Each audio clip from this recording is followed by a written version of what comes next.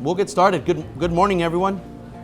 Buenos dias. Good morning. Thank you so much for being here, your patience as we get started, and we believe we are going to have a very productive day.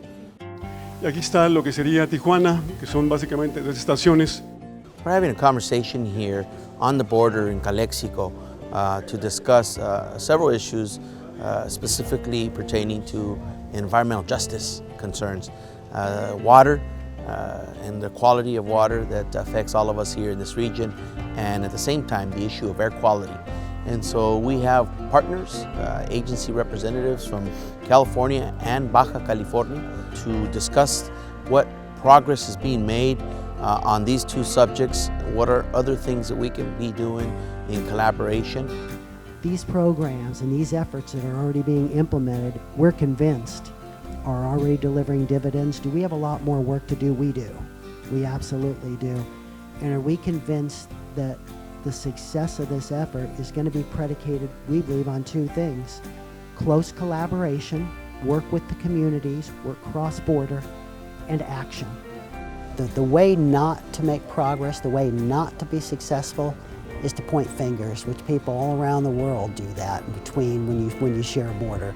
The way to move forward is collaboration, open information sharing, and specific actions that are moving forward. That's how to be successful. In the next legislative session, we will be introducing a climate resiliency bond.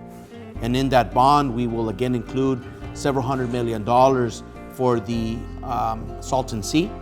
And we will be including anywhere between $15 to $20 million for the New River, and hoping that that stays through the process and gets before the voters in November to be able to fund that. But we're not wanting to depend on, another bond and another year to go by without asking of support from our federal partners in the United States.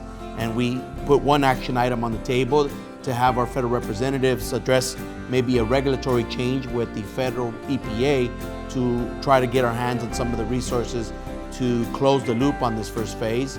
And then we got to keep a close eye on the funding that's being proposed to go towards the NatBank program that could potentially help on this side as much as it could help on the other side of the border. We had a pretty substantial conversation about 2 very important issues pertaining to the public health and well-being of the people of Imperial County and Mexicali, and I want to thank you